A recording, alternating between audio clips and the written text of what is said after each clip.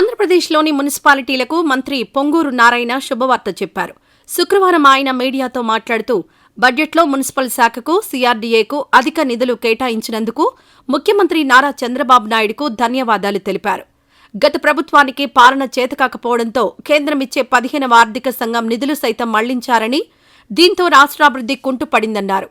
ఇక మున్సిపల్ శాఖ విషయానికొస్తే ప్రజలు, మున్సిపాలిటీలు, కార్పొరేషన్లకు ప్రజలు చెల్లించే పన్నులు చట్టం ప్రకారం స్వపరిపాలనలో భాగంగా ఆ ప్రాంత అభివృద్ధికి ఖర్చు చేయవచ్చని అన్నారు. డ్రైన్లు శుభ్రం చేసుకోవడం, తాగునీటి అవసరాలకు వినియోగించుకోవడం, స్వచ్ఛత తదితర ప్రజోపయోగకరమైన కార్యక్రమాలకు కౌన్సిల్ ఆమోదంతో ఖర్చు చేసుకోవచ్చని, అయితే గత ప్రభుత్వం స్వపరిపాలనకు చరమగీతం పాడుతూ సీఎఫ్ఎంఎస్కు మళ్లించడంతో ఎక్కడి పనులు అక్కడే నిలిచిపోయాయన్నారు. దీంతో కనీసం బ్లీచింగ్ కొనడానికి కూడా నిధులు లేక అల్లాడిపోయే పరిస్థితి నెలకొందని ఆవేదన వ్యక్తం చేశారు. ఈ ఏడాది ఏప్రిల్ 1 నుంచి ఏ మున్సిపాలిటీలో వసూలయ్యే పన్నులు ఆ మున్సిపాలిటీయే ఖర్చు చేసుకునే అవకాశం కల్పించడం జరిగిందన్నారు. అందుకు సీఎం చంద్రబాబుకు మంత్రి నారాయణ ధన్యవాదాలు తెలిపారు. ఎన్నికల కోడ్ అమల్లో ఉండడంతో అమరావతి టెండర్ల ప్రక్రియ ఆలస్యమైందని, మార్చి 10వ తేదీన టెండర్లు ఖరారు చేసి ఆ తర్వాత పనులు ప్రారంభిస్తామని మంత్రి తెలిపారు. ప్రణాళికాబద్ధంగా అమరావతి నిర్మాణ పనులు చేస్తామన్నారు. 3 ఏళ్లలో అమరావతి నిర్మాణం పూర్తి చేయాలని సీఎం చంద్రబాబు ఆదేశించినట్లు మంత్రి తెలిపారు.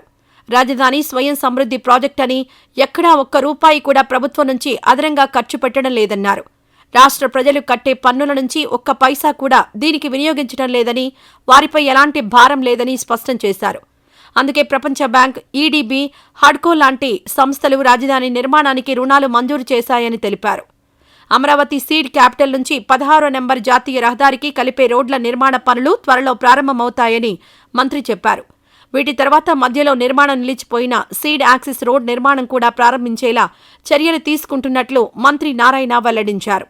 ఈ వీడియో నచ్చితే లైక్ చేయండి. అలాగే మా ఛానల్ ని ఫస్ట్ టైం కనుక చూస్తున్నట్టయితే ఇప్పుడే సబ్స్క్రైబ్ చేసుకుని పక్కనే ఉన్న గంట సింబల్ ని యాక్టివేట్ చేసుకోండి. అప్పుడే మేము పెట్టే ప్రతి వీడియో మీకు నోటిఫికేషన్ గా వస్తుంది. అలాగే ఈ వీడియో పూర్తిగా చూసినందుకు ధన్యవాదాలు.